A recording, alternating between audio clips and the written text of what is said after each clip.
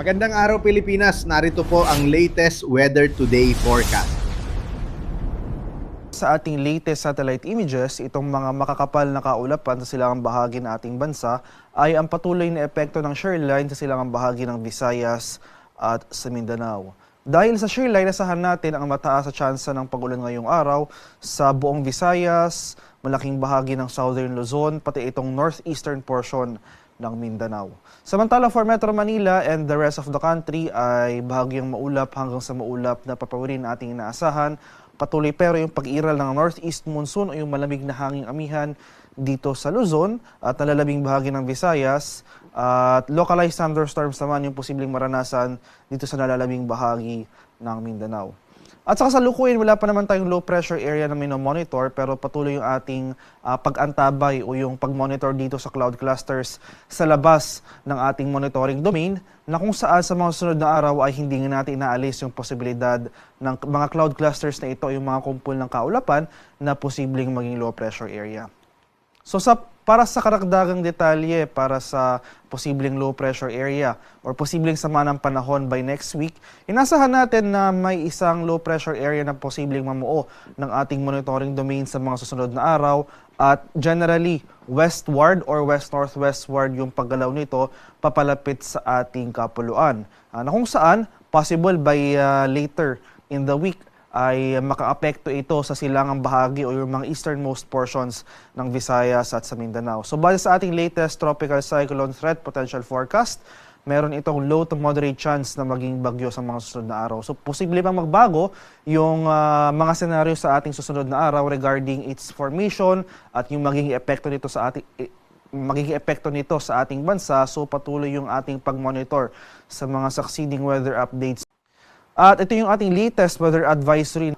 So ito yung ating 24-hour rainfall forecast. So for today, mapapansin natin ilang portions ng Bicol Region at Eastern Visayas makakaranas ng mga bulk ng pag-ulan na dulot ng shear line. So itong easternmost portions ng mga lugar na ito, particular na sa mga lalawigan ng Albay, Sorsogon, Northern Samar, Eastern Samar, Biliran at Leyte. For today, ito yung mga lugar na pinakamaapektuhan ng mga malalakas sa pag-ulan na dulot ng shear line. Kaya sa ating mga kababayan over these areas, maghanda po tayo sa mga banta ng flooding at landslides at patuloy po tayo mag-monitor ng mga localized rainfall warnings or heavy rainfall warnings sa ating mga lugar. Bukas, araw ng linggo, inaasahan natin yung bahagyang pag-akyat ng axis ng ating shear line na mapapansin natin na mababawasan yung mga pag-ulan dito sa inland areas ng Eastern Visayas, particular na sa may Samar at itong portions ng Leyte at Biliran. Pero magpapatuloy pa rin yung mga pag-ulan bukas sa Eastern and Northern Samar, Albay at Sorsogon. Sa araw naman ng Lunes, inasahan natin yung muling pagbaba ng axis ng ating shear line. So mababawasan na yung mga pag-ulan sa Bicol Region, pero makakaranas muli tayo ng mga pag-ulan dito sa eastern portions or itong northeastern portion ng Mindanao. So magpapatuloy yung mga pag-ulan na dulot ng shear line sa Eastern Samar, Leyte, Southern Leyte. Makakaranas muli tayo ng mga pag-ulan sa Medinagat Islands at Surigao del Norte. Kaya sa mga sunod na araw, dahil sa epekto ng shear line, significant na mga pag-ulan na ating posibleng maranasan sa silang bahagi ng Southern Luzon, Visayas at sa Mindanao. So beyond that, sa araw ng Tuesday at Wednesday, magpapatuloy yung epekto ng shear line dito sa eastern portions ng Mindanao. No? So sa Caraga, portions ng Northern Mindanao, maski yung areas ng Davao Region, makakaranas po tayo ng mga pag-ulan na dulot ng shear line.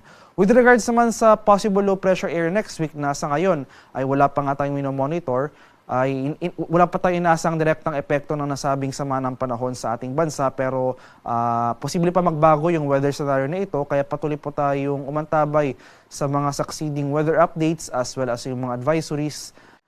And para sa magiging weather condition for today dahil sa epekto nga ng shear line, malaking bahagi pa rin ng Bicol Region at ilang bahagi ng Mimaropa. For today, makakaranas tayo ng mga kaulapan at mga kalat-kalat na pag-ulan, pagkulog at pagkidlat.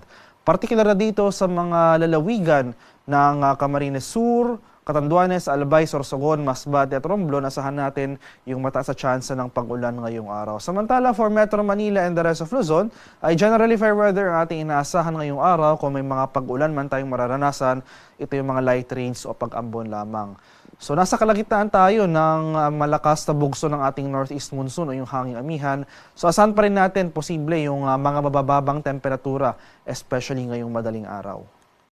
Sa areas naman ng Palawan, Visayas at sa Mindanao, dahil nga sa epekto ng shear line, buong Visayas maapektuhan nitong shear line for today. So mataas ang tsansa ng mga kaulapan at mga kalat-kalat na pag-ulan ang ating inaasahan. Samantala sa area naman ng Mindanao, dito sa mga lalawigan or ilang areas ng Caraga and Northern Mindanao, particular na sa mga lalawigan ng Dinagat Islands, Surigao del Norte, Surigao del Sur, Agusan del Norte, Camiguin at Misamis Oriental, asahan pa rin natin dyan yung mataas na tsansa ng mga pag-ulan ngayong araw. So generally, eastern sections ng Visayas, Mindanao, as well as itong easternmost portions ng Bicol region for today, maghanda po tayo sa mga banta ng flooding or landslides, lalong-lalo na kung tuloy-tuloy yung mga pag-ulan na ating mararanasan.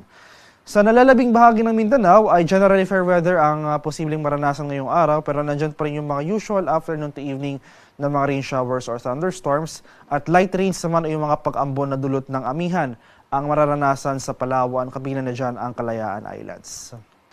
Para naman sa magiging lagay ng ating karagatan for today, ay sa kasalukuyan wala po tayong nakataas na gale warning sa anumang seaboards ng ating bansa, pero iba yung pag-iingat pa rin sa ating mga kababayan na maglalayag dito sa northern and eastern seaboards ng ating bansa dahil posible tayong makaranas dyan ng katamtaman hanggang sa maalong karagatan.